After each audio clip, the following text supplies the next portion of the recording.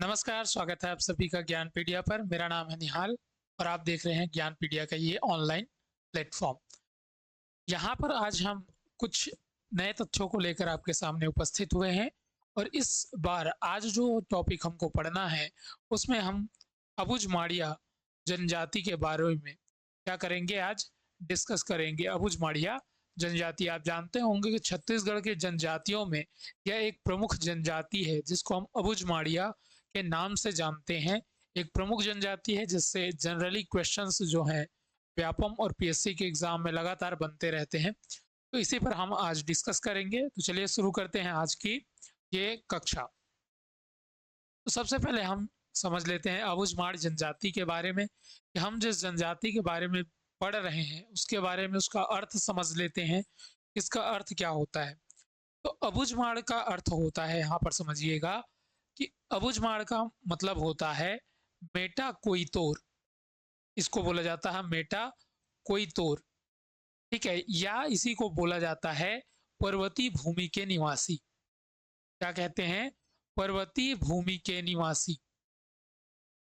इस चीज को आप लोग याद रखेंगे। तो मेटा कोई तोर या पर्वतीय भूमि के निवासी, ये जो है अबुझमाड़ी जनजाति के संबंध में बोला जाता है। या अबुझमाड़ स्वयं को मेटा कोई तोर कहते हैं या पर्वतीय भूमि के निवासी के रूप में मानते हैं। अब यहाँ पर बात आती है कि ये जो अबुझमाड़ शब्द लिखा हुआ है ये वास्तव में क्या है। तो यहाँ पर समझिए ये दो शब्दों से मिलकर बना हुआ है, अबुझ और प्लस माड़, ठीक है। अबुझ का अर्थ, ये दोनों ही शब्द जो हैं ये गोंडी भाषा के शब्द हैं। यदि कभी पूछ लिया जाए तो आप इसको बता पाए कि अबुझमाड़ शब्द किस भाषा के शब्दों से मिलकर बना हुआ है, तो गोंडी भाषा के शब्दों से यह मिलकर के बना हुआ है। और यहाँ पर अबुझ का मतलब होता है, जैसे बोलते हैं नहीं छत्तीसगढ़ी में है अबुझ हंस का, तो वैसी है। अबुझ का मतलब यहाँ पर है क्या? अनजान, अज्ञान, ये समझ लीजिए। और मांड जो है, मांड का मतलब होता है पहाड़ी भूमि, ठीक। तो अनजान जो लोग हैं या जो पहाड़ी भूमि में रहने वाले अज्ञान लोग हैं उन्हीं को हम लोग क्या कह रहे हैं? अबुझमाड़ी या अबुझमाड़ी जनजाति या अबुझमड़िया जनजाति कहते हैं। जनरली ये जो जनजाति है ये छत्तीसगढ़ के नारायणपुर जिले में, नारायणपुर जिले में पाई जाती है। और यदि नारायणपुर जिले में भी पूछ लिया जाए कि कहाँ मिलती है तो मुख्यतः रूप से ओरछा तहसील जो है यहाँ पर यह जनजाति जो है पाई जाती है। तो इस चीज को आप याद रखेंगे। बेसिक सी जानकारी है कि उसका अर्थ क्या है। तो मेटा कोई तोर बोलते हैं, पर्वतीय भूमि के निवासी बोलते हैं। अबुझ और माड़ दो शब्दों से मिलकर, जो कि गोंडी भाषा का शब्द है, जहाँ पर अबुझ जो है अनजान या अज्ञान के रूप में और माड़ का अर्थ है पहाड़ी भूमि के निवासी। तो इस तरीके से पहाड़ी क्षेत्रों में जो अज्ञान लोग, अनजान लोग जो दुनिया से कटे हुए हैं उनको ही हम बोलते हैं अबुझमाड़ के लोग या अबुझमड़िया जनजाति। नेक्स्ट हम बात करते हैं अबुझमाड़ शब्द का प्रयोग। ये अबुझमाड़ शब्द जो है इसका प्रयोग सर्वप्रथम कहाँ हुआ, सबसे पहले इसका प्रयोग किसने किया, उसके बाद कौन कौन से लोगों ने अबुझमाड़ शब्द का प्रयोग किया है। हालांकि ये क्वेश्चन मेरे ख्याल से पूछा नहीं गया है लेकिन पूछा जा सकता है, इंपॉर्टेंट टर्म है यहाँ पर, इसके बारे में याद रखेंगे आप लोग। सबसे पहला जो है याद रखेंगे 1866 से 67, मतलब 1866 या 867 इस सन में या 1866-67 में किसने सबसे पहले जो है सर्वप्रथम अबुझमाड़ शब्द का प्रयोग जो है कैप्टन CLR गल्फर्ड, CLR गल्फर्ड ने की थी। गल्फर्ड नाम याद रखेंगे, CLR गल्फर्ड, ठीक है। इन्होंने जो है एक रिपोर्ट प्रस्तुत की और इस रिपोर्ट का नाम ही था क्या? उबुझमाड़, उबुझमाड़। तो इसी शब्द का उपयोग इन्होंने सबसे पहले किया, उबुझमाड़ शब्द का उपयोग कब किया था? 1866 से 67 या 1866-67 में इन्होंने इसका जो है रिपोर्ट प्रस्तुत की और उस रिपोर्ट में ही उन्होंने सबसे पहले उबुझमाड़ शब्द का प्रयोग किया। उसके बाद यदि हम बात करें तो 1800 1870 में, याद रखेंगे इसके 3 साल बाद, 1870 में, इसके 3 साल बाद हुआ ये, प्लस 3 ईयर कर लेंगे तो 67 में हुआ था। उसके बाद 70 में जो हुआ, इनमें याद रखेंगे ग्रांट, ग्रांट नाम के एक व्यक्ति थे। इस ग्रांट नाम के व्यक्ति ने एक गजेटियर में, गजेटियर जो होता है, इस गजेटियर में इन्होंने सबसे मतलब माड़ियान शब्द का, इनके लिए क्या, अबुझमाड़ जनजातियों के लिए किन शब्द का प्रयोग किया, तो माड़ियान शब्द का प्रयोग किया। पहले कौन से थे, उबुझमाड़ रिपोर्ट के रूप में, CLR गर्ल्स फर्ड, और उसके बाद ग्रांट जो थे उन्होंने ग्रेजेटियर, यहाँ पे याद रखे ग्रांट जी और जी, ठीक है। तो ग्रांट गजेटियर, माड़ियान शब्द का इन्होंने प्रयोग किया। इसके बाद इसके देखिए यहाँ पे 3 है तो इसका जस्ट डबल कर दीजिए 6 साल बाद, तो 1870 के बाद याद रखेंगे 1876।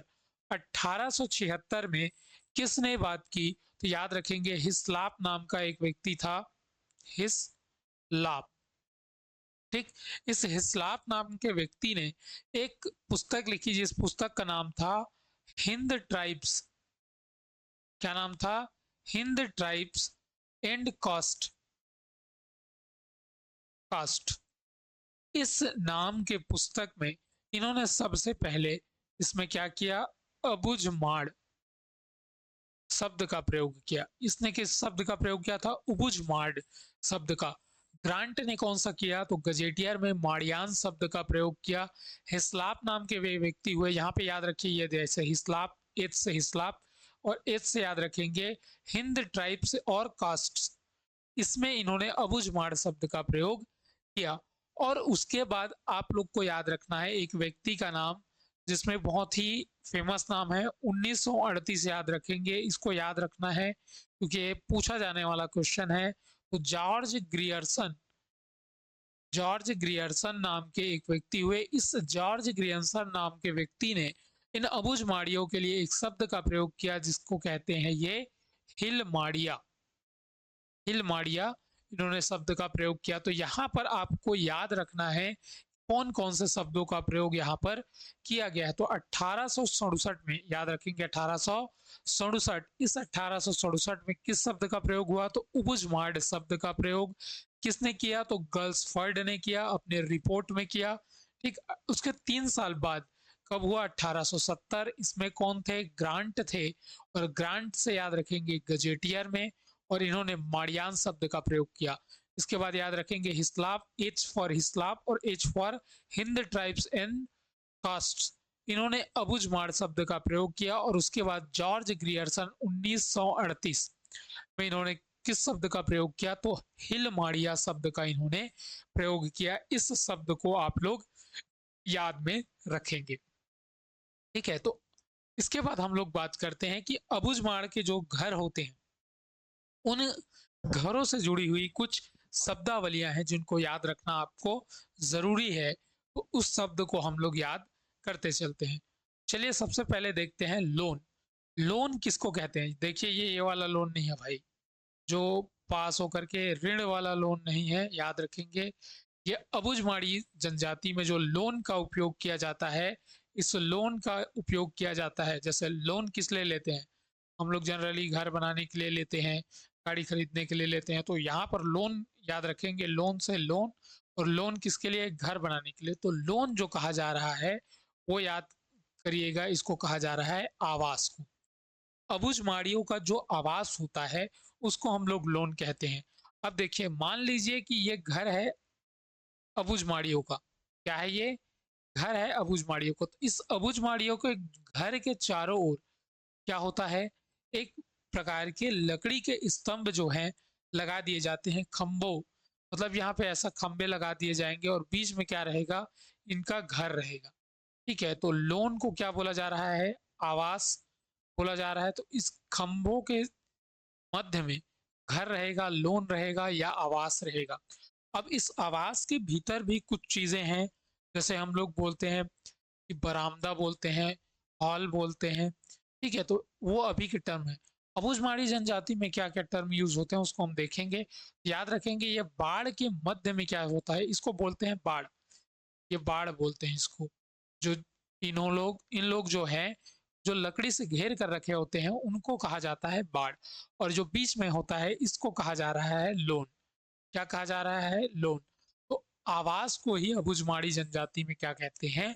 कहते हैं। तो अबुझमाड़ियों ने लोन लिया किसके लिए? घर के लिए। तो लोन किसके लिए? आवास शब्द के लिए। तो ऐसे याद रख सकते हैं आप लोग कि अबुझमाड़ियों ने घर के लिए लोन लिया है। ठीक। अब दूसरा जो शब्द होता है, यहां पर याद रखेंगे आप लोग, दूसरा जो शब्द है अगली बोलते हैं। ठीक है, तो ये हो गया हमारा घर। ठीक। तो घर को बोला जा रहा है लोन, लेकिन इस घर के पार्ट में भी बहुत सारी चीजें होंगी। जैसे हमारे यहाँ क्या होता है? पोर्च होता है। तो उसी तरीके से घर में जो है वो पहला जो चीज होगा, जो बरामदा होगा, मतलब क्या होगा? बरामदा। बरामदा जो होगा, इसी बरामदा को क्या कहा जाता है? अगली कहा जाता है। किसमें? अबुझमाड़ी जनजाति में। घर का पहला पार्ट कौन सा? बरामदा। ठीक है। अब इस, जैसे ये मान लीजिए घर है, पूरा घर है ये। ठीक। ये घर को मैं ऐसा बना देता हूं। तो घर का जो पहला पार्ट होगा, ये वाला हिस्सा, इसको बोलेंगे बरामदा। ठीक। तो बरामदा को क्या बोलते हैं? अगली बोल सकते हैं। और इस अगली में क्या है? जितने भी लोग हैं, वो बाहरी लोग, वो यहाँ तक ही आ सकते हैं। मतलब इसमें कोई भी प्रवेश कर सकता है, यहाँ तक कोई भी आ सकता है। तो इसको बोलते हैं बरामदा।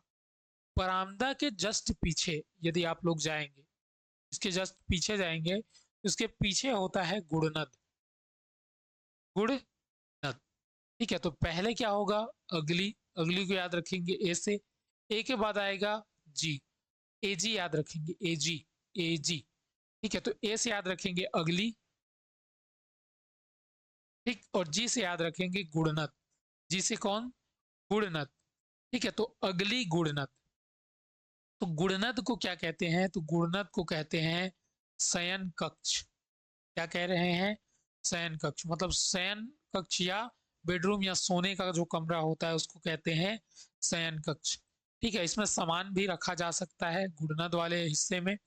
और इसके पीछे जो होता है, अब इसके बाद जो होता है, उसको बोलते हैं अगादी।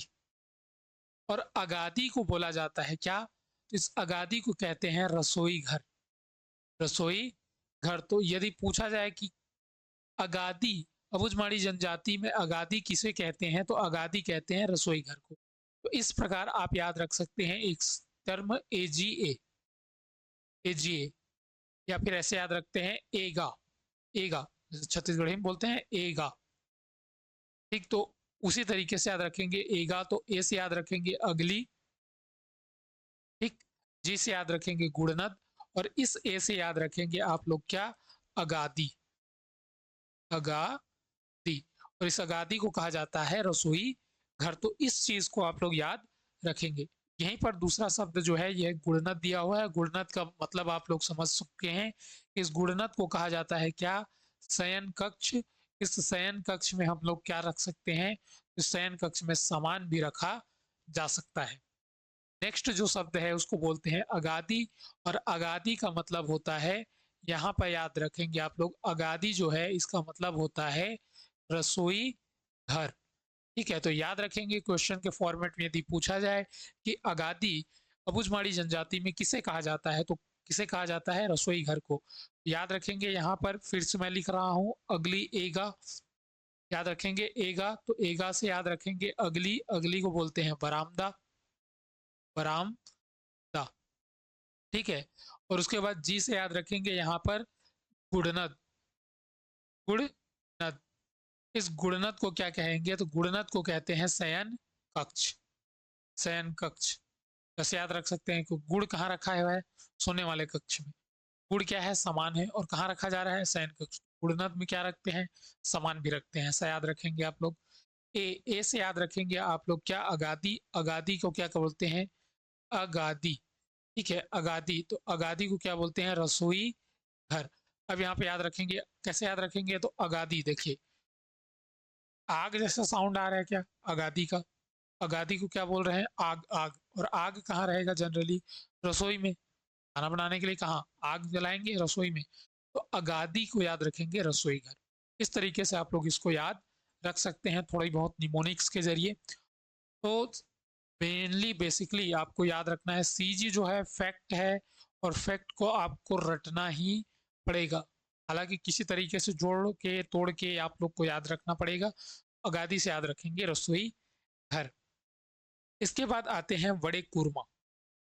ठीक है, तो इसी को बोलते हैं यहाँ फिर वनडे कुरमा, यहाँ पे बोलते हैं वड़े कुरमा।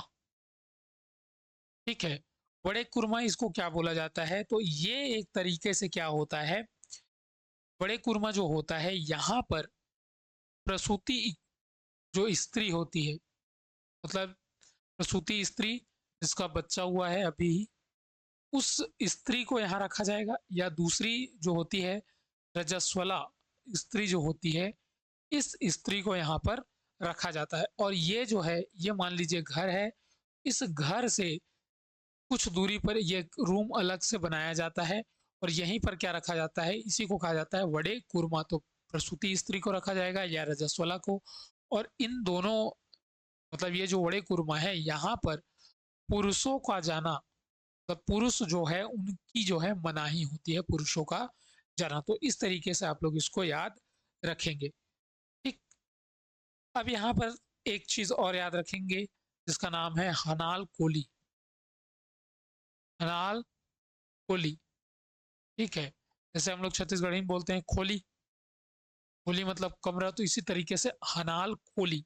हनाल कोली किसको बोलते हैं, तो ये जो होता है पूर्वजों का कक्ष होता है। इसका कक्ष होता है, पूर्वजों का कक्ष माना जाता है, या पूर्वजों का जो कक्ष होता है इसको कहा जाता है हनाल कोली या खोली। ठीक है, तो हनाल, हनाल किसको, पूर्वज। तो हनाल किसको कहा जा रहा है, पूर्वजों को कहा जा रहा है। जैसे हम लोग याद करते हैं ना, एक कंप्यूटर होता है, नाम क्या है, एचपी।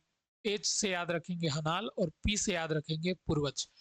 एच का मतलब है हनाल कोली, और पी से याद रखेंगे कौन सा, पूर्वजों का कक्ष। तो एचपी कंप्यूटर जो है वो अबुझमाड़ी लोग चलाते हैं, समझ लीजिए। एचपी कंप्यूटर में कौन सा, हनाल। एच से और पी से याद रखेंगे पूर्वजों का कक्ष। इस तरीके से आप लोग इसको याद रख सकते हैं। अब इसके बाद एक और टर्म आता है जिसको बोलते हैं मंडा। तो मंडा, मंडा शब्द को आपको देख के इसको ऐसा मंडी लिख सकता हूँ क्या मैं, मंडी लिख सकता हूँ क्या, तो मंडा, मंडी, मंडा मंडी। मंडी को हम लोग क्या बोलते हैं, मंडी में क्या होता है जनरली, अनाज की खरीद बिक्री। जो धान वाली मंडी होती है वहां क्या होता है, अनाज की खरीद बिक्री। तो मंडा को याद रखेंगे कि अबुझमाड़ी जनजाति में, कौन सी, अबुझमाड़ी जनजाति में जो अनाज रखने का जो अलग से क्षेत्र बनाया जाता है, जो घर बनाया जाता है, घर ऐसे, उसी को बोला जाता है कौन सा, मंडा। तो मंडा क्या है, एक अनाज रखने की जगह होती है, किसमें, अबुझमाड़ी जनजाति में। अभी इसमें याद रखेंगे कि ये कैसा होता है, ये घर से थोड़ी दूर में रहता है, और ऐसे ये जो है, ये जैसे ट्री हाउस देखे ना आप लोग, उसी तरीके से इसके नीचे ऐसे चार खंभों पर ये खड़ा हुआ होता है, और यहाँ से सीढ़ी होती है इसमें जाने के लिए, और इसके चारों ओर ऐसा बाड़ टाइप का घेर देते हैं। इसी में अनाज को रखा जाता है ताकि कोई खाए ना, और दूसरों से सुरक्षित रखे। और ऊपर से इसको छत बना करके क्या कर दिया जाता है, ढक दिया जाता है। तो इसी को कहा जा रहा है मंडा। मंडा से याद रखेंगे मंडी, मंडा मंडी, मंडा मंडी, ऐसे याद रखेंगे तो याद हो जाएगा, दो चार बार बोलेंगे तो। मंडी, मंडा, ठीक है, तो मंडा से मंडी, ठीक है, मात्रा लगा दिए। मंडी में क्या होता है, अनाज जनरली खरीद बिक्री हो जाता है, धान की मंडी में अनाज की बिक्री। इस तरीके से धान की मंडी से याद रखेंगे अबुझमाड़ी जनजाति में जो अनाज रखने की जो जगह होती है, जो घर होता है, जहाँ अनाज भंडारण गृह जिसको कहा जा रहा है, उसी को कहते हैं हम लोग मंडा। यह एक तरीके से मचान, ये मचान ही तो है, तो मचान पर स्थित होता है, इसके बारे में याद रखेंगे। और चारों ओर से जो है बांस की बाड़ी लगा दी जाती है, जिससे अंदर घुस करके कोई अनाज को, जैसे पशु वगैरह है, वो अंदर घुस करके इसको ना खाए। इसके अलावा कुछ चीजें और हैं जो अन्य आवास के रूप में जानी जाती है अबुझमाड़ी जनजाति में, तो इसको याद रखिएगा। ये आपको मिलान करने के रूप में दिया जा सकता है, तो इसको याद रखेंगे पदगुड़ा। ठीक है, पदगुड़ा, तो पदगुड़ा किसके आवास को कहते हैं, जो सुअर का आवास वो बनाते हैं, सुअर का पालन भी करते होंगे, सुअर का जो आवास बनाते हैं, इस सुअर के आवास को कहते हैं पदगुड़ा। ठीक है। कोदा गुड़ा किसको कहते हैं? तो कोदा गुड़ा कहा जाता है गाय और बैल के लिए जो बनाया जाता है, उसको कहा जाता है आवास। तब गाय और भैंस को बैल को रखने के लिए क्या बनाते हैं? कोदा गुड़ा बनाते हैं। और इसके अलावा याद रखेंगे एक जिसको बोला जाता है एटी लोन। एटी लोन का मतलब है बकरी से, बकरी। ठीक है, तो एटी लोन क्या याद रखेंगे? बकरी को याद रखेंगे। ठीक है, तो एक तो लोन लेते हैं किसके लिए? उन लोग घर बनाने के लिए। तो एटी लोन किसको मतलब लोन किसको बोलते हैं? घर को, भुजमाड़ी के। और एक होता है एटी लोन। लोन लेंगे तो क्या? एटीएम से लोन। ठीक है, तो एटीएम से यदि नॉर्मली लोन ले रहे हैं तो उसको अबूझमाड़ में क्या बोलते हैं? अबूझमाड़ी में घर बोलते हैं। ऐसा याद रखेंगे। और ट्रिक से अगर एटीएम से लोन निकाल रहे हैं, एटीएम से लोन निकाल रहे हैं तो किसको? बकरी आवास बनाने के लिए। ठीक है, तो एटीएम से लोन कौन लेता है? अबूझमाड़ी जनजाति। किसके लिए? बकरी आवास बनाने के लिए। ऐसा याद रखेंगे आप लोग ट्रिक के जरिए। अगर ट्रिक याद रख सकते हैं तो, अदरवाइज एक बार ऐसा याद रख लेंगे मजेदार तरीके से तो आपको याद रहेगा ही। तो एटीएम लोन जो है वो बकरी आवास के लिए होता है। कोंदा गुड़ा, कोंदा गुड़ा क्या होता है? गाय बैल। ठीक है, तो गाय बैल जो है जैसे बोल नहीं पाते हैं, ठीक है, अपनी बात रख नहीं पाते, बस वो आवाज निकालते हैं। उसी तरीके से हम लोग बोलते हैं, जो बोल नहीं पाता है इसको अन्यथा ना ले कोई, जो बोल नहीं पाता है सिर्फ चिल्ला रहा है ऐसी, उसको बोलते हैं कोंदा। तो इसी तरीके से कोंदा जो है, इसको क्या याद रखेंगे? कोंदा। गाय बैल क्या होते हैं? कोंदा होते हैं, समझ लीजिए। कोंदा कौन होते हैं? गाय बैल का आवास। तो कोंदा कौन होते हैं? गाय बैल। कोंदा गाय बैल का आवास होता है। पदगुड़ा, इसको याद रख लीजिएगा आप। पदगुड़ा इसको बोलते हैं सुअर आवास। सुअर आवास को क्या बोलते हैं? पद गुड़ा बोलते हैं। कोदा गुड़ा किसको बोलते हैं? गाय बैल के आवास को। एटी लोन बोलते हैं बकरी के आवास को। तो इस तरीके से आप लोग क्या याद रखेंगे इन सब चीजों को। ठीक, अब इसके बाद हम लोग देख लेते हैं कि अबुझमाड़ में कुछ विवाह पद्धतियों के नाम हैं। ये भी आपको मिलान करने वाले क्वेश्चन के रूप में दिया जा सकता है, जिसको आप लोग याद रखेंगे। जिसमें सबसे पहले आता है तालको वायता। तालको वायता, ऐसा नहीं लग रहा है कि उसको वायता, वायता मतलब वादा, वादा वादा कर दिया मतलब क्या? सहमति दे दिए। तालको वायता, इसको ऐसे याद रख सकते हैं, तालको वायता। वायता, वायता मतलब वादा, वादा ऐसा कुछ शब्द लग रहा है। वायता से वादा, और वादा कर दिया मतलब क्या दे दिए? सहमति दे दिए। इसको कहते हैं सहमति विवाह। सहमति विवाह, इस चीज को आप लोग ध्यान रखेंगे। इसके बाद आते हैं लामड़े वायता। लामड़े वायता, तो लामड़े वायता इधर से आ रहा है लामड़े वायता, तो इसको याद रखेंगे। ये क्या है? लमसेना विवाह है।